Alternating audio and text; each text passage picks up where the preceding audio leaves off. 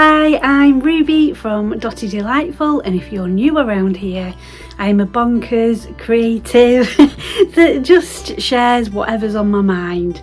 And I love making videos, and they're all either to do with creating, making, eating, cooking, foraging, growing things, anything homely and cozy and just lovely. And I live in a city called Lancaster, which is in the northwest of England. So if this is England, I am up here. This is Scotland up here, and we're up here, and London's down here. So that's for people that are not from England. And it's an old-fashioned city, so it's not like one of these cities like Manchester or London with all the big buildings in it. It's all like heritage buildings, and it's really beautiful. The stone's like a warm yellowy beige colour, and it's really nice to walk around, especially when the sunlight hits it. So in this video I'm going to give you a little tour of Lancaster. I was meant to be doing some sketching around the city. That was the idea, but it ended up me just wandering around and taking videos and showing you things. So we're going to start off with that, and then later on I'll be telling you what I've been doing creatively in the studio this week. So do join me, grab yourself a nice cup of tea and maybe a little biscuit if you fancy a biscuit, and join me with this video. So I've decided today to go to the city and do some sketching. So I'm just getting my things ready. I've got my trusty sardine pencil case, which I really love. And I've got my gimbal all charged up. A gimbal, it's got like a tripod bit on it, and then you put your phone in this bit, and it's weighted. So when you're walking around like this, the phone doesn't do all this kind of thing. So that's good. So my gimbal's all charged. And I'm going to take some Inktense blocks with me, because these are in a tin, so they're really good for popping in your bag, but also you can do rubbing with them as well as colouring different parts in, so that's good. I'm going to change what's in my sardine pencil case, because at the minute it is full of coloured pens and I need some other bits and pieces in there. So I'm going to get that all set up now. And it's a gorgeous day outside. Look at the sky. Can you see the sky? Oh, look at that. Beautiful blue sky. Absolutely amazing. Sunny and, oh, you've got on the wonk. Sunny and crispy. It's one of those autumn mornings that's like, oh, we just got to get outside. So I'm all set up, ready to go and do some sketching. I've got all my things in my bag. In there I've put my Inktense pastels, 2 pencils, a charcoal pencil, a biro and a pencil sharpener, because you don't want your pencils breaking. And I've also taken a piece of board to lean on and a little sketchbook as well. And I've got my gimbal in there, and I've decided I've put my favourite blouse on today. I love this blouse. Look at the pattern on it. Isn't it beautiful? Got this from a charity shop for £1. Can you believe that? It's like a satiny silky feel. It's really lovely. And I've teamed it up with my, can you see, my dungarees. Do-do-do, do-do-do. So I'm all ready to go to the city.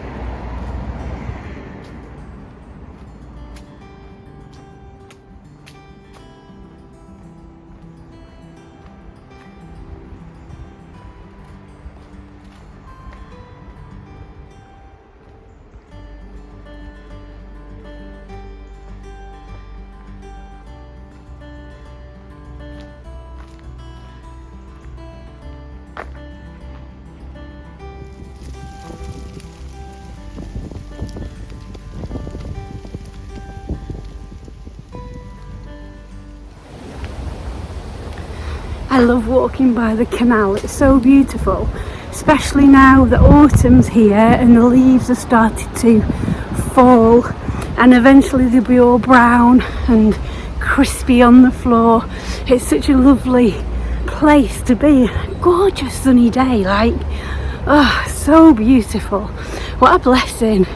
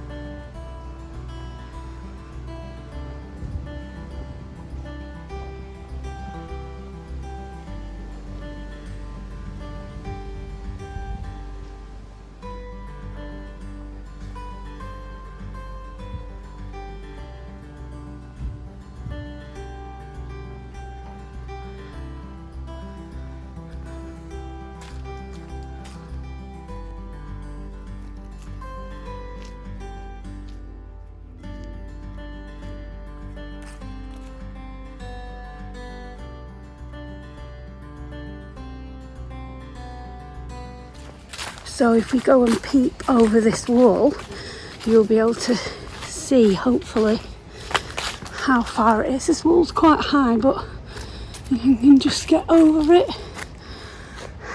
So that's the sea over there, and we'll move along and I'll be able to show you a little bit more. Just look at this gorgeous wall with all the ivy growing over the top of it. Isn't it beautiful? So the football stadium is actually there, but you can't see it because of the trees. And look at these houses. Oh my goodness, imagine living here. Oh, you can hardly see because of the trees. The trees are magnificent.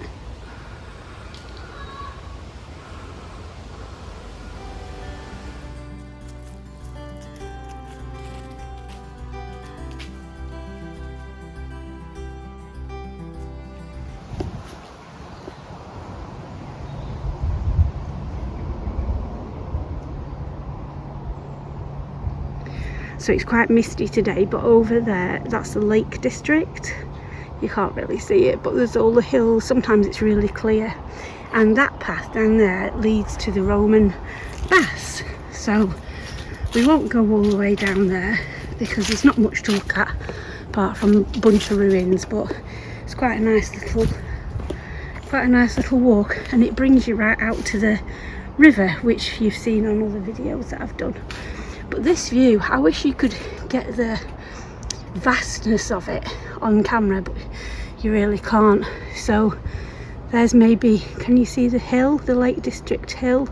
And then in between the green here and that hill, that's the sea that goes right the way across.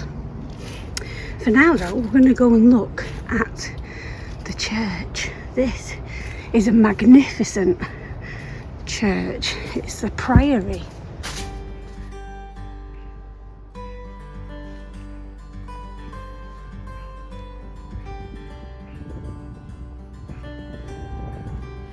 So I've just been in the Priory and oh my goodness, it's beautiful. It's really, really beautiful. And I talked to a gentleman that was in there and he said that the original records for this building was from 1094. That's how long it's been stood here. So isn't that amazing? The stained glass is so beautiful. Wait until you see it. Oh my goodness. And the gentleman that was telling me all about the church was so lovely. He was so cute. And he said that they do church services there every Sunday and there's between 100 and 200 people that come.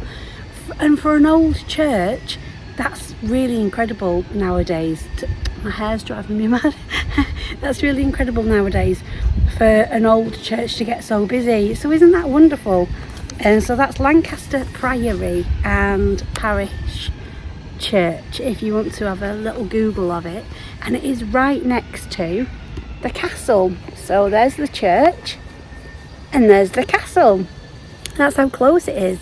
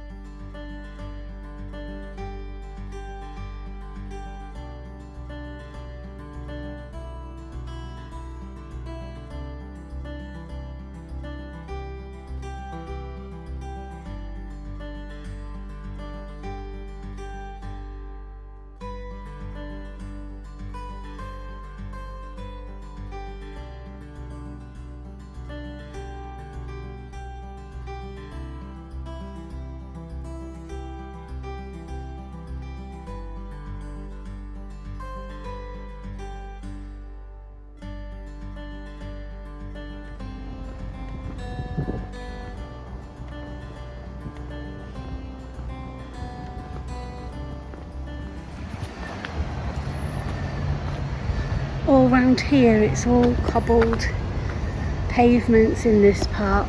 It's really lovely, and that's where I walked from before, over there. Look at these buildings, aren't they magnificent? Imagine living somewhere like that. Well, there was no sketching in that part of the video because while I was out and about and getting ready to do sketching, I came on moon time. So I've come back home to get in my pyjamas and get cosy. I feel so lucky and so blessed to have this space to create in, and never take it for granted that I've got this whole room to myself to create and run my business in. I don't think Badger takes it for granted either, look at him.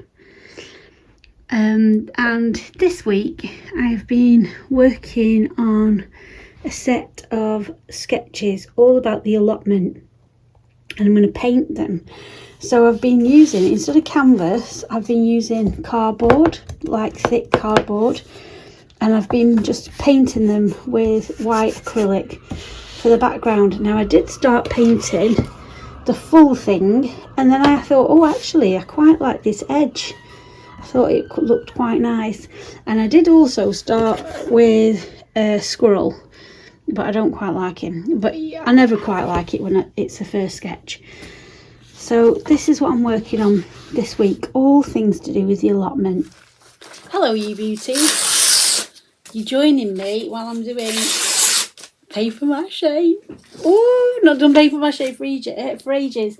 And I'm making a mushroom. So it's quite funny actually, because Tom gets lion's mane mushroom and they come in these pots, and I really like them. They're like cardboard. Unfortunately that's shiny where they're normally dull.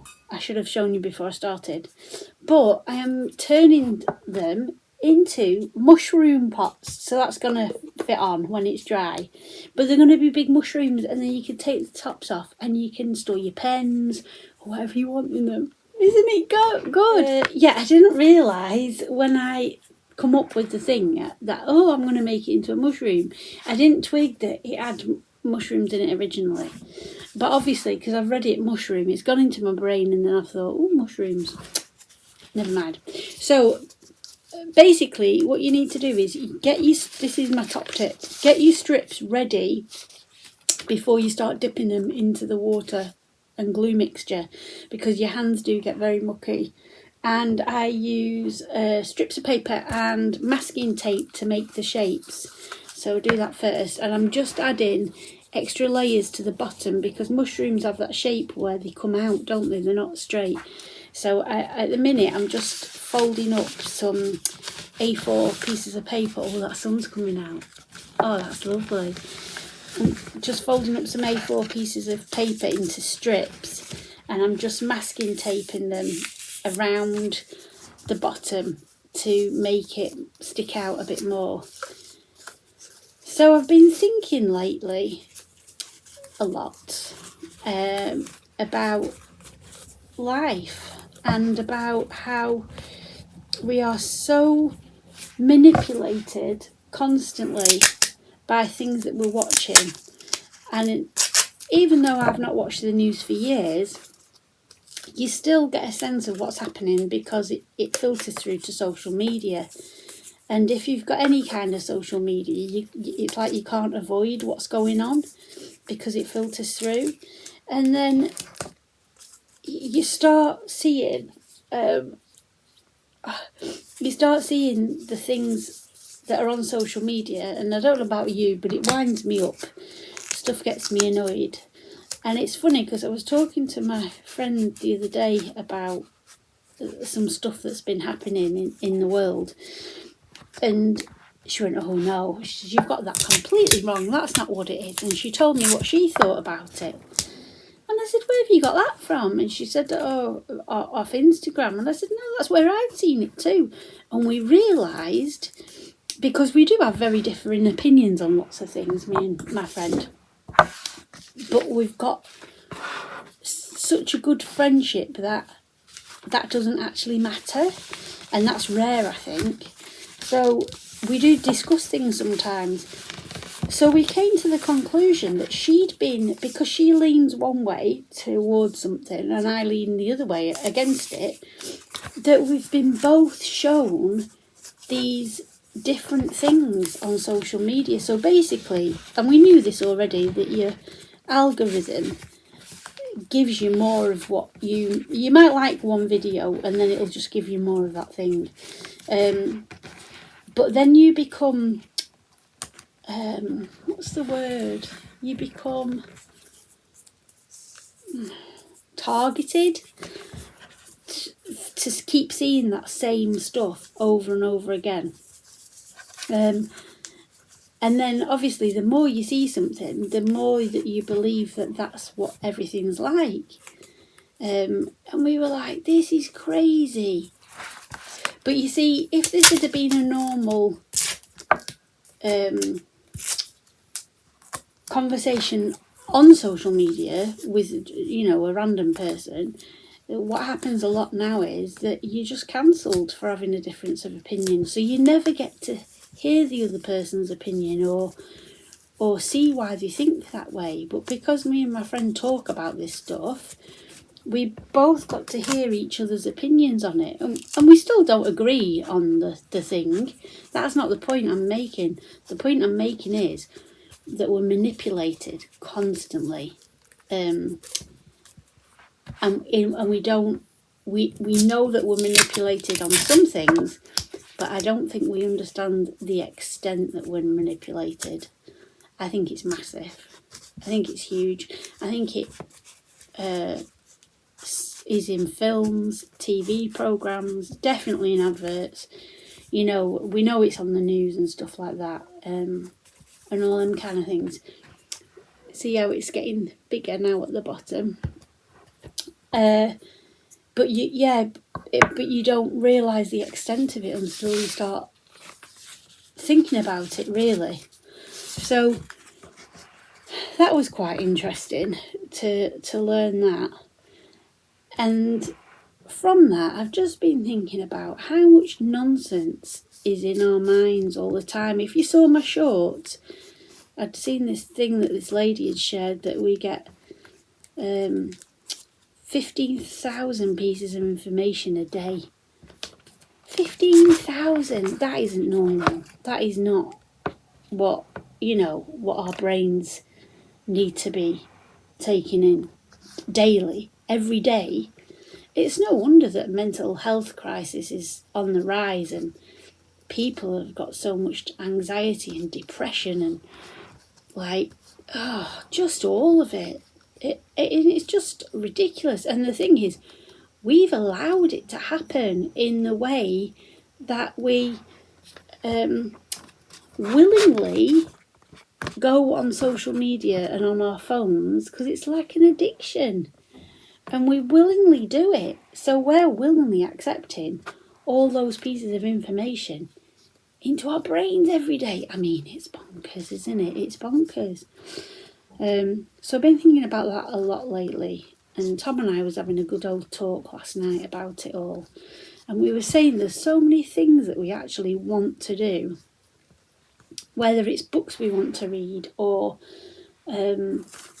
projects that we want to complete, or Tom's really musical and he wants to learn new songs on his banjo and guitar and stuff, and there's so many things that I've thought, I'd love to make that, whatever it is, insert whatever it is, and I just don't do it because I end up, it's easier, I think, to be on your phone, scrolling on your phone and seeing what other people are doing and being inspired by other people.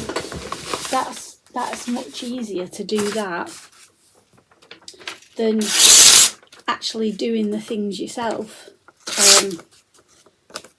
But what kind of satisfaction do you get from that? You don't, do you? You might see a funny video, you might see something that inspires you, or you might learn something, but not all the time you don't. I think that's a little lie that we tell ourselves, that we're learning things or we're being inspired or whatever, because You might be a little bit every now and again, not all the time, definitely not, no way.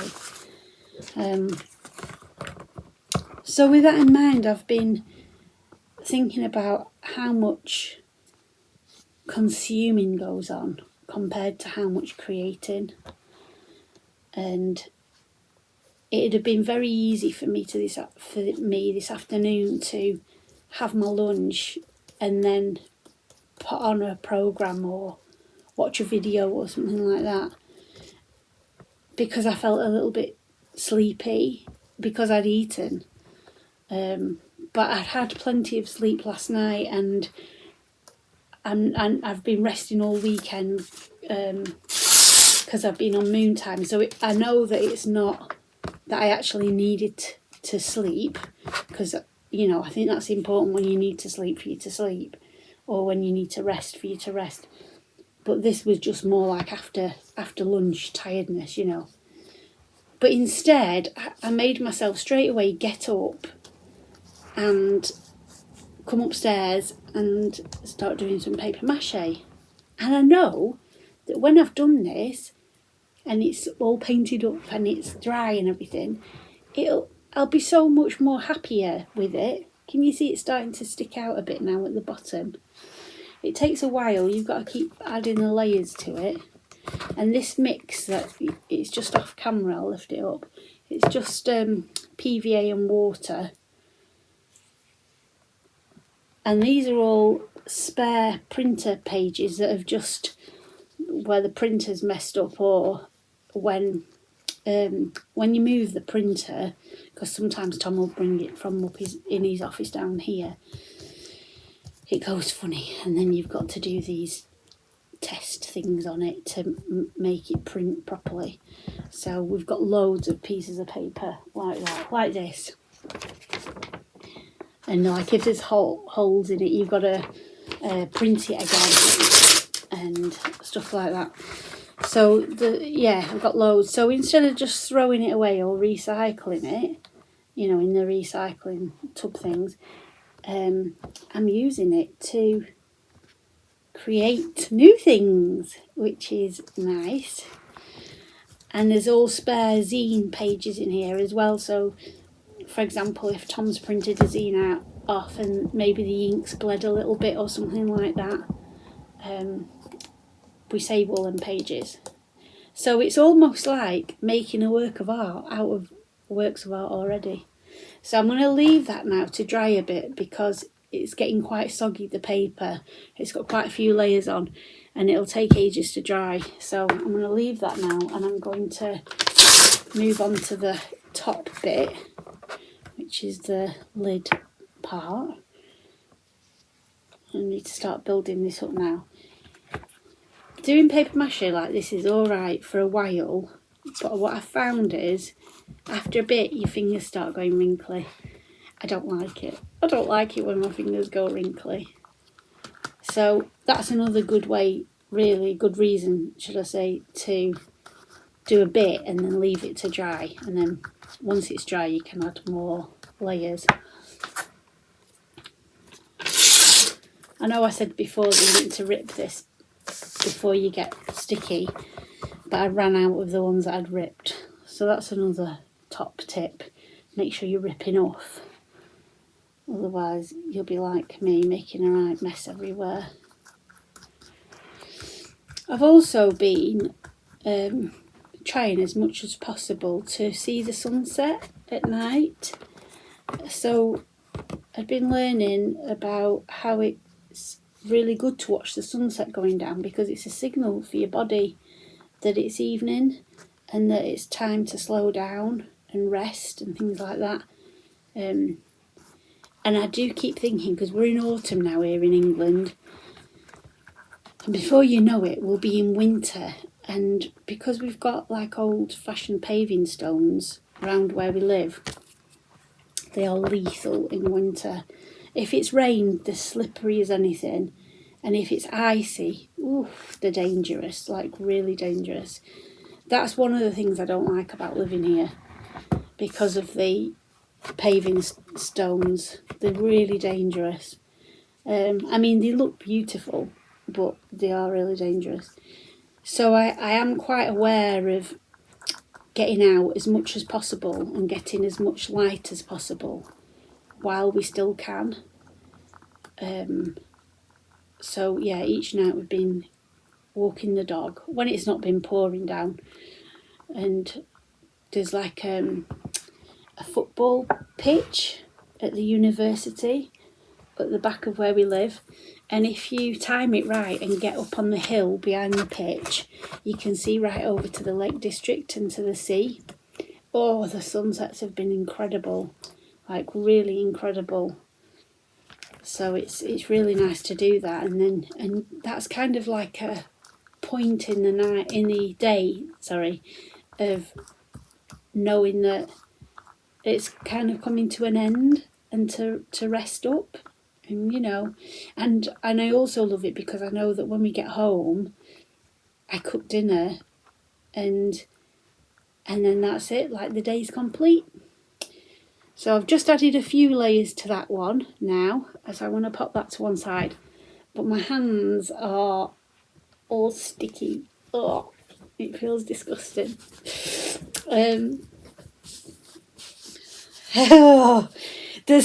I am a really grubby tinker. Like I don't want to get in mucky, and I don't like paint on my hands and mud and all that stuff. But there's a couple of things that I really can't stand. One is when your fingers start going wrinkly. I don't like that at all. And if you've dug up potatoes, when they're freshly dug up, that's okay. But when you've dug them up and you've not cleaned them straight away, and then the mud dries on them, and it kind of cakes into this, not sharp, but it's like you know what I mean. If you've ever dug up spuds and left them, the mud dries and it goes this weird crackly mud. I can't even think of the words. It's not even crackly. Crackly's like a sound. You know what I mean?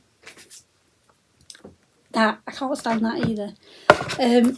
So I'm going to put my lid on this. These are takeaway tubs which work really well. So my PVA water will stay wet and it won't dry out. And I'll just leave that to one side. And then I've got all my little strips of paper. I've got all my little strips of paper in here for next time, for when I'm doing some more paper mache. So that's that bit done.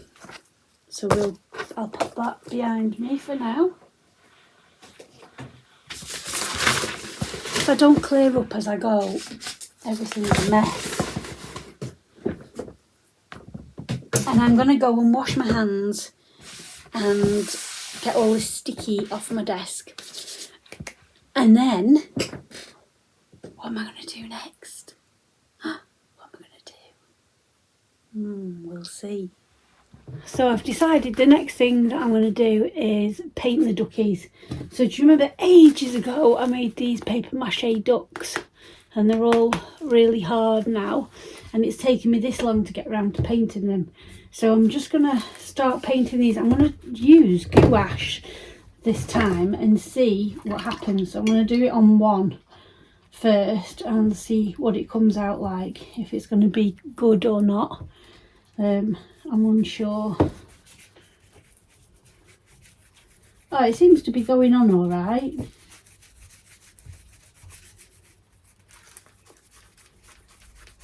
Yeah, it's a nice thick colour.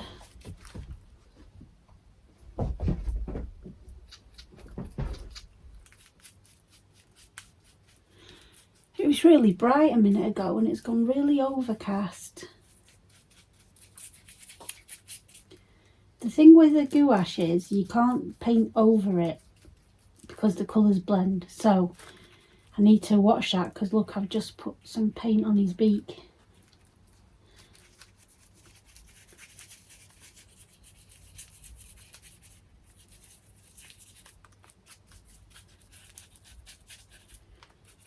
I don't know why I'm doing him brown, by the way. Why is he a brown duck? I love the colours. Have you seen the colours of the mallard ducks? Oh, they're so lovely. They're like iridescent greeny colours when you get close to the feathers. They're beautiful. Tom and I was talking the other day because we went for a walk down by the river, and if you've seen on my Instagram ages ago, there's a duck that I call Clarence, and he's like a much bigger duck than the other ducks. And I was convinced at first he was a runner duck because that's what he looked like. But then when he started walking about, he didn't walk like a runner duck, but he was bigger. Anyway, we went down to the river to walk badger and to have a look to see if we could see him, and I couldn't see him anywhere, but the water was out, so all the ducks were like, you know, perched in the water and rather than on the mud, because the mud gets quite soggy. But his colour, he's such a lovely colour. He's like a gingery browny colour. So maybe I've been inspired by Clarence painting this ducky. But he should have been much bigger if it was going to be modelled after him. I don't actually suppose it matters though, does it? Because, you know, when you're a kid and you paint things any colour, don't you? You'll do blue trees and, I don't know, red sea or something. You're just not bothered, are you? And the whole point of this, it's meant to be fun, and it's meant to be, creating is meant to be enjoyable and joyous. And I think the trouble is, many of us get so in our heads when our creativity turns into a business. And I've seen it time and time again, not just for me, but for my friends as well. We've had these conversations of how suddenly something that was fun and light-hearted and that you did just for pure joy has suddenly become serious. And when it becomes serious, it's like it just turns into something different. And it can ruin your creativity. So if you're feeling stuck lately and like you don't really know what you're doing with your creativity, my suggestion is for you to do something that's fun, that's not for anything. Especially if you run a business, it's not for your business. It's not for even anyone to see if you don't want them to. It's just for fun. And yeah, I think it's really easy to get into that mindset of, oh, I've got to be like a grown-up, you know, it's got to be serious. But the whole reason that we start in the beginning is not to be serious or not to, you know, make it like a thing. It is to just have fun. So, you could see his colour now. See his colour? It's a bit like chocolatey gravy. Oh, it's a chocolate gravy duck. I'm just going to leave him to dry. The trouble is now, how am I going to put him down to dry? I do actually. I have a tube. Could I stand him in the oh. I was thinking I'll stand him in the tube to dry, but I think he's going to tip over. Oh, there. Brilliant. But he's drying now, so that's all right. So I'm going to paint the next one now. But I might do him a fun colour. Oh, I can't take my water pot away though, can I? Because my other ducky will fall over. Flipping heck. And I can see bits that I've missed. I'm going to add a bit of black to this one. See what happens. Oh, I might do him like a black and purple and a blue. That'd be nice. Almost iridescent. Got to be really careful that I don't knock my other ducky over.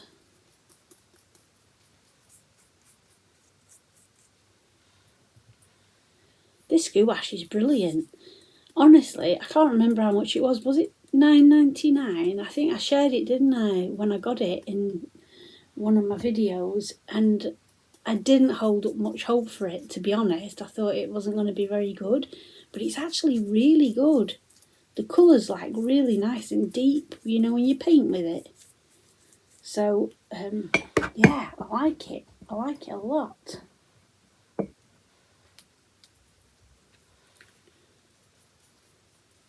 Ooh, that's quite nice. Look.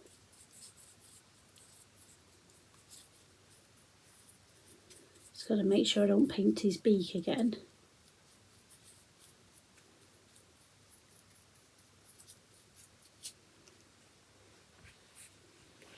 What have you been finding joy in lately? Have you been doing anything different? Because it's autumn time and it's the time of slowing down a bit, isn't it? I found that things like hand sewing and was thinking about getting out the knitting the other day, but that probably won't come till winter, the knitting. But yeah, I've been thinking about all these things, and as you know, we've been doing a jigsaw. Need to get that finished actually, and then can reclaim my table, because at the minute it's covered in jigsaw. We've been eating our dinner on our knee, which has been a bit of a... It's alright, but it's not the same, is it, as when you eat at the table. I do like eating at the table. But yeah, all these slowing down things, it just feels like, because it's the season to do that, it just, don't know, feels easier somehow to do all the little bits of things that you wouldn't normally do in the summer, you know. I really want to make a patchwork quilt for our bed, but hand sewn. And I know that's kind of like, why on earth would I do that when I could just sew it on my sewing machine? But there just feels something like satisfying in that. I'm actually getting cramp in my hand from holding his beak. Look at those colours. Oh, nice, eh? Right, now I need another pot. Oh, my hand. I need another tube now to put this one in. And then I'm going to have to wash that brush. It's really filthy. Have I got another tube in my box? I've been collecting things in my paper mache box for exactly this purpose. Right, we'll see. Oh, this one's a tinker. Oh, is he going to fall over? Look, I managed to get him in the pot. So he is actually touching the other one, but there's no paint. But I daren't wiggle his table now because he'll fall over.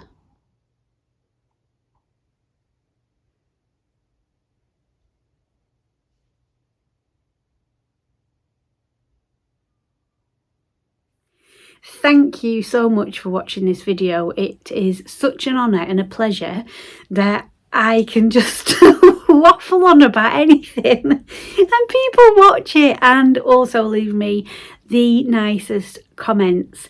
So thank you so much for that. I do really appreciate it. I just want to mention a couple of things. If you haven't already, please subscribe to my channel, because that really helps YouTube to show it to other people that might not necessarily see it. I'm not quite sure how it works, but it does. If you want to leave me a comment, please leave me a comment below. I love reading them, and I'm so appreciative of every single one that I get. Tell me about what you're doing. What have you been making? What have you been growing? What season is it where you live? Tell me anything. I love reading it all, and feel free to ask me questions as well. I really love questions.